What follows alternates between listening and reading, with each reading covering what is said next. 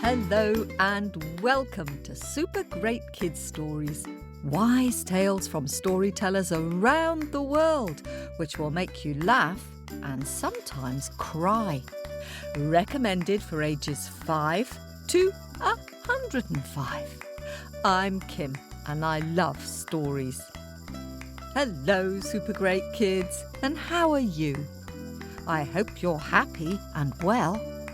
If you have connections with Ireland, you'll probably be celebrating St. Patrick's Day this weekend. This is a special bonus story from talented Irish storyteller Kate Corkery. It's a St. Patrick's Day gift from us to you.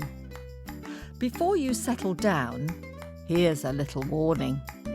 This story is rather scary. It's got a graveyard and a coffin in it. So you need to be a little bit brave to listen. But it is a great story. So if you're feeling brave, hold the hand of a grown-up and give it a go. If, like me, scary stories are not for you, then scroll back to the beginning of May last year and listen to Kate Corkery telling the eggshell soup story, which is much more funny than scary. Before we begin, can you think of any other tales from Ireland which we've had on our podcast? Have a little go and see how many tales you can come up with while we have a quick word with the grown-ups. Hello, Super Great Kids. Did you think of any Irish stories? Well, there's the giant story, Finn McCool, and there's eggshell soup, and there's Molly and the leprechaun, and the griffin, and fox at a party, to name just a few. Now, are you sitting comfortably? Then here is our bonus St. Patrick's Day story with the gifted storyteller, Kate Corkery. Hello, Super Great Kids. Happy St. Patrick's Day to you all. I hope wherever you are, you have a wonderful day. And I hope it's full of songs and stories and dancing and art and music. The story I have for you today is called The Boy Who Had No Story. It's a funny title, isn't it? Shall I begin? Okay. Foddo, foddo. Foddo, foddo, foddo. Long time ago in Ireland, there was a boy, and his name was Paddy Ahern. Paddy was the eldest of 7 brothers and sisters. They lived in a small cottage. The mummy and daddy were very poor. They didn't have much money and they didn't have much food to share. So when Paddy grew tall and strong for his age, one day his mum said, "Paddy, you know, you're tall enough and strong enough to go looking for work." "Work, Mummy?" said Paddy. "I mean work helping on maybe one of the farms around here. Often the farmers are very busy and they could do with young people who were strong and lively and could help them with some of the work. So, Paddy, all you have to do is walk as far as you can until you find a farmer who'll give you a day's work, and maybe that farmer will also give you a nice meal to eat and somewhere to stay, and you never know, he might keep you on. And you'll learn a lot, Paddy, and maybe you'll earn some money and you can bring some back to help the rest of us. Would you do that, son?" "Oh, well, if it's what you're asking me, Mum, I won't say no." Paddy was a shy boy, you know, but he was good. He was a good lad, and he wanted to please his parents. So even though he was lonely, he headed off on his own down the road. He walked and he walked and he walked away from his home. He walked and he walked and he walked until he came to a farm. And he went up to the door and he asked the farmer, "Good afternoon, sir. My name is Paddy Ahern and I'm looking for work. Is there any job at all that I could do on your farm today?" "Oh," said the farmer, "you look like a tall boy, a strong boy. Are you any good at digging potatoes?" "I am indeed, I can dig." "Well, there you go. There's a field out there. There's a shovel over there. Can you start digging a field of potatoes? I can indeed, said Paddy. And Paddy spent the whole day digging potatoes. And by the end of the evening, the farmer was pleased with his work. And he came and he joined the family, and they all ate together. And he stayed one night in that house. And the next morning, the farmer said goodbye to him, and he had to go and find somewhere else to work. He walked and he walked and he walked. He walked and he walked and he walked until he came to another farm. And he knocked on the door. And he said, "Hello, my name is Paddy Ahern and I'm looking for work. Is there anything at all that I can do on your farm today?"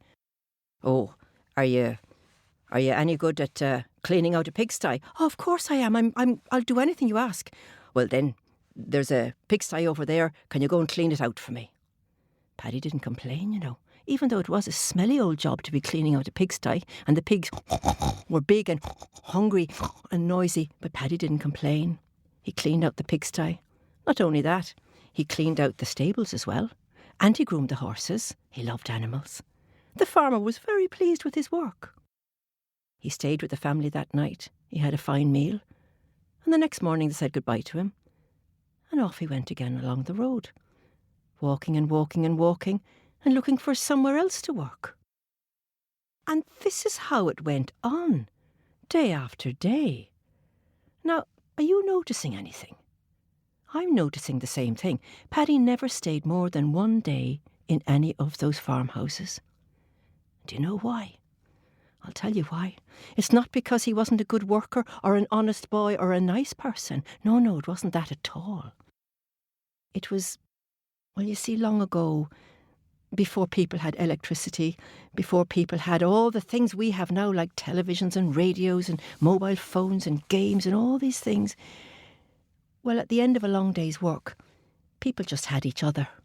And they would gather in somebody's house, and everybody at the gathering would have to do something. Sing a song, play some music, do a dance, tell a joke, ask a riddle, anything at all. But if you couldn't do anything, well, people weren't very happy about that. And Paddy was one of those boys who was very quiet. And when it came to his turn and somebody said, "Oh, Paddy, you're a new boy here. I'm sure you have a great story to tell us." Paddy couldn't think of anything. He couldn't think of anything to say. He was too shy to open his mouth. "Oh, well, Paddy, maybe you could sing us a song. Stand up there, sing us a nice song. We're all ears. Come on now." Oh, Paddy, he didn't have a note in his head. He couldn't sing a song. "Well, Paddy, can you play the tin whistle? Can you play the fiddle? Can you play the bowron? Can you play any musical instrument at all? No, he couldn't play an instrument. "Can you dance, Paddy? Can you get up and do a jig? Can you do a hornpipe? Can you do a reel?" No. Paddy couldn't dance. Paddy couldn't sing. Paddy couldn't tell a story. So, the people weren't that keen to keep Paddy on as somebody who would work every day in their farm. If they had someone else to choose from, like someone who was a great singer or a great storyteller, of course, they chose that one. So Paddy had to walk further and further, looking for work. And he was finding it harder and harder. In the end, nobody was taking him in for work at all, because when they saw him coming, if they'd met him once, they'd say, "Oh, that's that boy, that quiet boy. He's a bit boring. He can't sing or he can't tell a story or anything. Oh no, we'll wait for someone else who'd be more fun." Paddy found himself walking the long roads on his own. And it was getting to that time of year where it was getting dark and it was getting cold and it started to rain. The rain was dripping down the back of his neck, and the rain got heavier, and the rain began to thunder down with thunder and lightning, and the wind began to blow, and Paddy was on the road. He was shivering. He was freezing. He was soaked to the skin. Oh, he was so lonely. He was so homesick. He was lost. "Where am I at all?" he said. "Where am I? I've got nowhere to stay. Oh, what will I do on this cold, stormy night?" And then Paddy managed to open one eye, and he saw up ahead a house in a field, a house with a candle lighting in the window. Oh, said Paddy to himself, shivering. That'll be a good place for me to go. There's a candle lighting in the window. That means there's a welcome there for me. And he went up to knock on the door of that house. But before his hand reached to knock on the door, the door opened. And inside the house was a little old lady. "Hello, Paddy Ahern. I've been waiting for you. Come in, come in, come in. Your dinner is all ready." Well, Paddy Ahern had never seen this old woman before, small, wizened little woman with a big smile in her gumsy face. And she welcomed him in, and she sat him down to a table, and on the table was a delicious meal, his favourite. It was bacon and cabbage with floury potatoes and lumps of butter dribbling all over it. It was delicious. And next to that was a cup of cool milk. And Paddy was hungry, and he was tired, and he was wet, and he was so happy to sit there and eat this meal. And as he ate, the old lady stood, and she smiled. She nodded her head, and she looked at him. When he finally finished the meal, he thought to himself, oh no, I know what's going to happen next. This lady is going to ask me to sing her a song, or play her music, or tell her a story, and I can't do any of those things, and it makes me feel all upset when somebody asks me. But you know what? She didn't ask him anything. "I'm glad you enjoyed your meal there now, Paddy Ahern, and I'm sure you're very tired. Would you like to lie down and have a nice sleep by my warm fireside? I'll go way off to my bed, and I'll see you in the morning. Night-night, Ihawa." And off she went to another room, and left Paddy there by a roaring fire, all to himself. This was wonderful.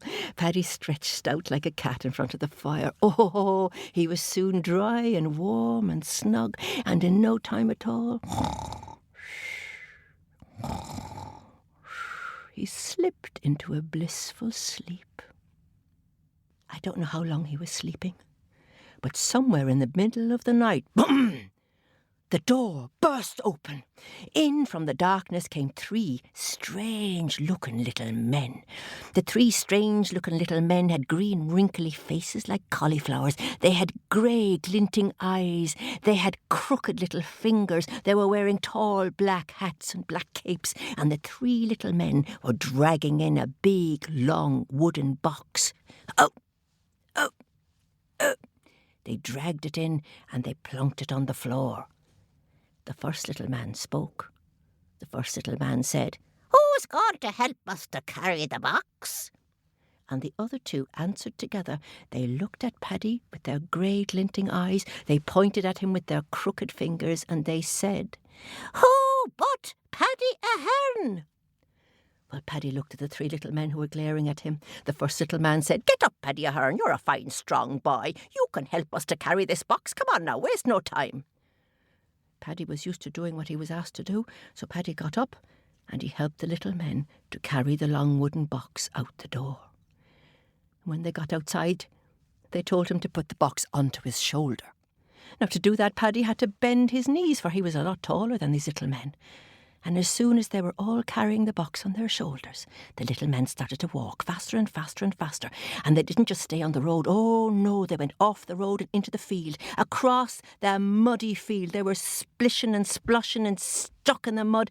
And Paddy didn't know where he was going because everything was in complete darkness. And the little men were running so fast that they were running through brambles and briars and bushes, and Paddy was getting ripped and torn. His jacket was getting torn and his arms were getting scratched by the thorns, but the little men wouldn't stop. And he was saying, please stop, I'm slipping and sliding and I can't keep up, and please stop. And suddenly they stopped without warning. They stopped running and they put the box down. And they were standing in front of a big, high stone wall. Paddy didn't know what that wall was for. What was it, a castle they were standing outside? The first little man spoke and he said, "Who's going to help us to lift the box up over the wall?" And the other two little men, they looked at Paddy and they pointed with their crooked fingers and they said, "Who but Paddy Ahern?" The first little man said, "Paddy, you're the tallest one here. You can stretch up and lift that box up over the stone wall and bring it down on the other side. We will run through the gate here." The little men ran through the gate, and Paddy all by himself had to stretch up as high as he could and lift that heavy box all by himself and put it on top of the stone wall, and then he had to pull it down the other side and rest it on the ground. The three little men were already waiting for him, their grey eyes glinting and their crooked fingers pointing. And the first little man said to the other two, "Who's going to help us to dig a hole in the ground?" And the other two said, and you probably will know what they said by now, they looked at him with their grey glinting eyes and they pointed with their crooked fingers and they all said, "Who but Paddy Ahern?" "Paddy Ahern, you're a fine strong lad. There's a shovel over there. Pick up that shovel and start to dig." Well, Paddy had to dig and dig and dig into the ground, and dig and dig and dig all the time, because the first little man didn't stop shouting at him and looking at him and saying, "Go on, Paddy Ahern, dig faster, Paddy Ahern, dig deeper, Paddy Ahern, keep going, Paddy Ahern, dig a big hole, Paddy Ahern, now keep going, keep going, keep going." And Paddy, he was digging as fast as he could, and his back was aching, and his arms were tired, and his hands were blistered from this big spade, this big shovel. And finally, he did dig a big, deep hole in the ground. And only then could he rest for a moment. And he put his elbow on the shovel and he had a look around to where he was. And he saw all these tombstones, gravestones all around. Oh, do you know where he was? It was a graveyard. And then the first little man spoke, and the first little man said, "Who's going to help us to take the lid off the box?" And the other two little men said, "Who but Paddy Ahern?" "Paddy Ahern, you have fine strong hands, and the hinges on the box are a bit rusty, Paddy Ahern, but you'll be strong enough to open them." Paddy bent over the box, and he grabbed hold of one of the screws, and he started to twist. And the second one, and the third one, and the fourth one. And then Paddy took the lid off the box. Can you guess what he saw inside? Are you guessing? What did I hear you say? Did you say there was a ghost in there? No, there was no ghost in the box. What? Did you say there was gold in there? No, there was no gold in the box. Pardon? Did you just say the old lady? No, the old lady was not in the box. The box was empty. The first little man spoke. The first little man said, "Who are we going to put inside the wooden box?" The two other little men, they looked and they pointed and said, "Who but Paddy Ahern?" Well, now, Paddy Ahern might not have been the brightest boy on two legs, but he realised that he was standing in front of a big, empty wooden box next to a big, deep hole in the ground in a graveyard in the middle of the night. Do you think he wanted to stay there much longer? No! He dropped the lid of the box, he turned on his heels, he clambered up that wall, he jumped down the other side, and he ran for his life. He went slipping and sliding and running through that muddy field. He ran through the bushes and the brambles and the briars. He didn't care about the thorns that were tearing at him. He kept running and running and running until he got back to that little house with the candle still lighting in the window, and he burst the door open and he slammed the door shut and he threw himself down by the fireside. And the fire was still warm and glowing, and even though his heart was thumping and even though his heart was racing and he was out of breath, he soon began to feel safe and sound and warm and cosy by that fire. And his eyes closed, and he went back to sleep.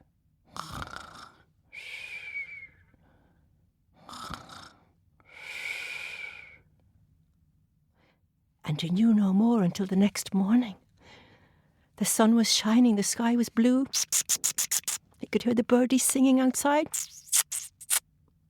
And the little old lady appeared from the other room. "Good morning, Paddy O'Hearn. Did you have a nice sleep by my fireside?" "Sleep," said Paddy. "I did not sleep a wink. I was no sooner here by this fireside when the door burst open and 3 scary small little men with big tall black hats and grey eyes and crooked fingers came in here with a long box, and they made me carry the box through the field till I was covered in mud. Look!" And he pointed to his boots, but there was no mud on his boots. And then they made me run through the fields, even run through the bushes until it tore my jacket. Look! But his jacket wasn't torn at all. And the thorns ripped my arms and my hands. Look! But there was no scratches on his arms. And then, when they finally stopped running, we came to a big high wall, and I had to carry that box all by myself up over the wall, down the other side, and then they made me dig a hole with a big shovel they gave me, and I had to dig so hard that I got blisters. Look! But there were no blisters on his hands, no blisters on his fingers, no scratches, no tears, no mud. And the little old lady was looking at him with a smile on her face, and she was nodding. She was laughing, which is not the response that he expected. He was telling her something awful, something frightening, something terrifying, and she was nodding and smiling and laughing. And because she didn't seem to understand the story, he described it a little bit better. "But you don't understand. These little men, they had faces like whizzing cauliflowers, and they had strange little voices. Oh, it really frightened me so much." "Ah, well, now," said the old lady. "You know what you have, don't you?" "What have I?" "You have a story to tell." Well, Paddy suddenly stopped talking. And he looked at this woman, and he thought, I never met this woman before. How does she know my name? How did she know what my favourite dinner was? And how did she know that I've never told a story? And the little old lady said nothing. She just smiled and said, "Well, look, it's a lovely morning, Paddy O'Hearn. And you could have a nice breakfast, and when you set out on the road, I'm sure you'll find somewhere to stay tonight, because if you have a story to tell like that, nobody will ever leave you out on the road again." Well, Paddy O'Hearn, he ate some porridge for his breakfast, and then the old lady bid him a fond farewell, and he walked away from that house, and he got back on the road, and in the morning light he looked around him and thought, "Now, I think I've walked this road before, but I've never seen the house there, in that field. Where exactly is that house and that field?" And Paddy turned around to look. And when he looked in the field, there was no house, no window, no candle, no lady, nothing. And from that day on, he never really knew what happened to him that night. But from that time on, he had a story to tell, and I'm telling you, he told that story, and he was never again left out on his own. And if he didn't want to tell that story, he quickly thought of another story. And that's the reason why in Ireland long ago this story was told. It was a warning to everybody to be ready. If you're asked to do something in company, just make sure that you have a song or a poem or a riddle or a joke or a trick or a story or a tune or a dance, something to share. And I hope you will do that, this St. Patrick's Day. Share what you can do with your friends and your family. Have a lovely time. Bye-bye for now.